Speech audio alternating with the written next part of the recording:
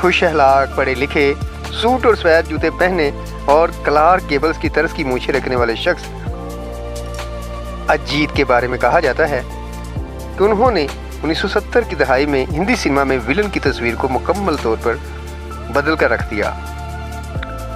अजीत कहते थे कि वह अक्सर हिंदी फिल्मों में के विलन ऊंची आवाज़ में बात करते हैं, लेकिन अजीत ने विलन की डायलॉग डिलीवरी को नरम टच दिया और सख्त तरीन फैसले लेने के बाद भी आवाज़ की आहंग को बुलंद नहीं किया। किसी ज़माने में विलन डाकू हुआ करते थे या पहले ज़मींदार विलन हुआ करते थे जो सूद पर कर्ज देते थे, लेकिन 70 की दहाई में जब अजीत विलन बने तो इंडिया का मुआशरा बदलने लगा, अंग्रेज़ी फिल्मों का असर भी नज़र आने लगा और फिर हमारा तारुफ एक ऐसे विलन से होता है जो बहुत मुहज़्ज़ब होता है। ऐसा नहीं कि उसके बड़े बड़े बाल हैं, हाथ में बंदूक है, जो बात बात पर गोलियां चलाता है, नहीं, बल्कि अजीत ने बताया कि वो सूट पहनता है, टाई पहनता है, एक होटल का मालिक होता है जहां लाइसेंस के साथ जुआ खेला जाता है, बहुत आराम और सुकून से बात करता है। इसे देखकर यकीन नहीं आता ये आदमी भी ऐसा बदमाश और शैतान हो सकता है। अजीत के वालिद का ख़ानदान उत्तर प्रदेश के शाहजहांपुर का था, लेकिन वो हैदराबाद में पैदा हुए जहां इनके वालिद निज़ाम की फ़ौज में काम करते थे। आज़ादी से पहले शरीफ ख़ानदान के बच्चों को फिल्में देखने की इजाज़त नहीं थी। अजीत के मामू के पास हैदराबाद के 2 सिनेमा हॉल्स की कैंटीन का ठेका था, इसलिए अजीत साहब पर फिल्में देखने की कोई पाबंदी नहीं थी। वहीं से इनके अंदर सिनेमा का शौक़ पैदा हुआ। 12 साल की उम्र में अजीत ने अपने कैरियर का आगाज़ किया, फुटबॉल खेलना शुरू किया। जल्द ही एक अच्छे फुटबॉल खिलाड़ी बन गए। उन्हें पढ़ाई में कोई दिलचस्पी नहीं थी। जब उनका इम्तहान हुआ तो उन्हें एहसास हो गया कि वो इसमें पास नहीं हो सकेंगे। वो अपने वालिद से बहुत डरते थे क्योंकि इनके वालिद बहुत सख्त मिजाज थे। उन्हें डर था कि इनकी बहुत पिटाई होगी और उन्हें फ़ौज में भर्ती कर दिया जाएगा। फिर उन्होंने फैसला किया कि उन्हें बम्बई जाकर अदाकारी में हाथ आजमाना चाहिए। चनाचे उन्होंने अपने वालिद से झूठ बोला कि उन्होंने इम्तहान पास कर लिया है और इनसे स्कूल की फ़ीस ली और तमाम किताबें बेचकर ट्रेन पकड़ी और बम्बई के लिए रवाना हो गए। उनके पास 113 रुपये थे। जब अजीत बम्बई पहुँचे तो उनकी तवक्को थी कि तमाम मशहूर अदायकार जैसे Kedar Sharma, Mehboob Khan, V Shantaram TV railway station पर उनका इस्तकबाल करेंगे। उनके जहन में ये अहमकाना बात घर कर गई थी कि शायद वो वाहिद शख्स हो जिसने फिल्मों में काम करने का सोचा था।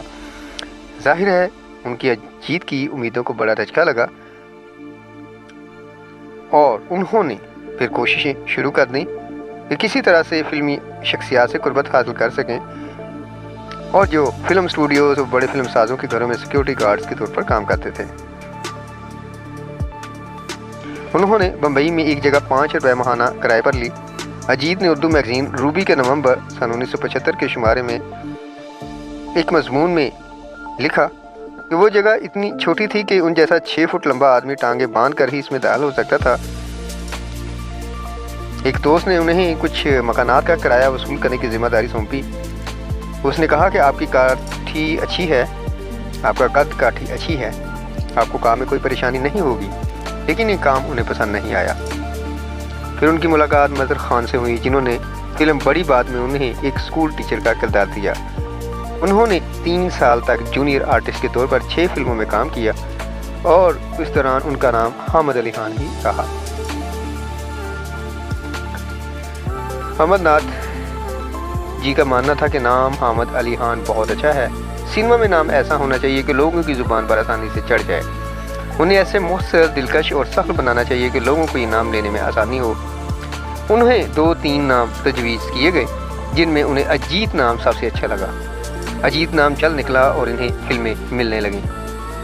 अजीत की बतौर हीरो पहली फिल्म बेकसूर थी जिसमें मधुबाला इनकी हीरोइन थी। इसके बाद उन्होंने नास्टक, बड़ा भाई, बारह दर्री, ढोलक में भी काम किया और उन्होंने फिल्म मुगल आजम में दुर्जन सिंह के किरदार से भी शोहरत हासिल की। अजीत की मनफी किरदार में पहली फिल्म सूरज थी जिसको काफ़ी पजीराई मिली। इस फिल्म से मुतासर होकर लेक टुंडन ने इन्हें फिल्म प्रिंस के लिए साइन किया। अजीत और राजेंद्र कुमार के दरमियान बहुत अच्छी दोस्ती थी क्योंकि दोनों को शायरी में बहुत दिलचस्पी थी। उस वक्त अजीत को हीरो के तौर पर फिल्में मिलना बंद हो गई और उन्हें फिल्म सूरज में विलन के तौर पर काम दिलाया। उन्होंने कुछ हिचकिचाहट महसूस की। उन्होंने कहा कि विलन की उम्र बहुत लंबी होती है लेकिन हीरो को काम मिलना बंद हो जाता है।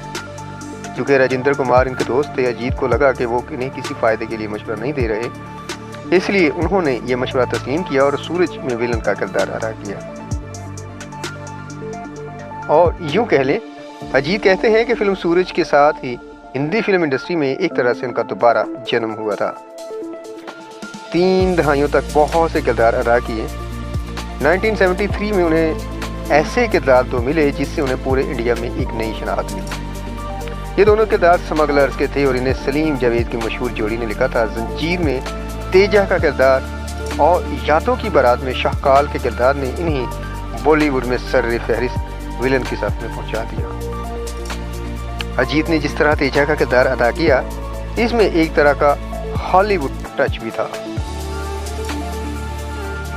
उन्होंने हॉलीवुड अदाकारों के स्टाइलिश फैशनेबल लिबास, सिगार और पाइप पीना, लंबी कारें चलाना और शाइस्ता कूल इशारों को मुजस्सम कर दिया, जिसकी वजह से वो शायकीन में बहुत मकबूल हुए।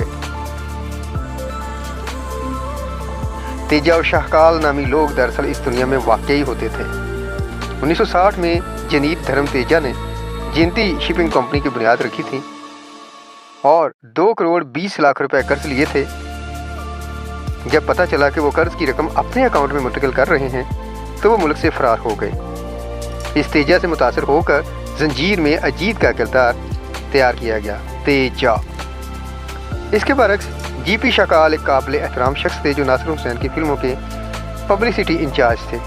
कोई सोच भी नहीं सकता था कि सलीम जावेद साहब फिल्म यादों की बारात में इस काबिल एहतराम आदमी का नाम अजीत को दे देंगे, जो एक जोड़े को गोली मारकर इनके 2 बेटों को अलग कर देता है। और ये शख्स मुल्क से कीमती बुत और जवाहरात चुरा कर बैरून मुल्क रॉबर्ट जैसे लोगों को फरोख्त करता है। शाहकाल और तेजा के किरदार की खास बात इनका वो बेपरवाह होना था। इनके पास हमेशा एक ही प्लान होता था और वो कभी किसी रुकावट से परेशान नहीं होते थे।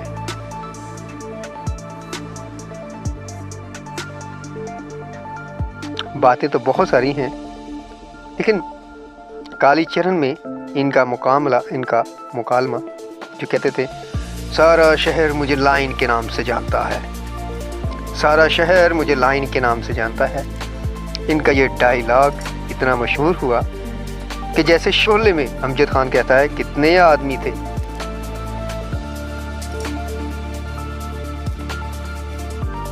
बात बहुत लंबी है, लेकिन किसी दिन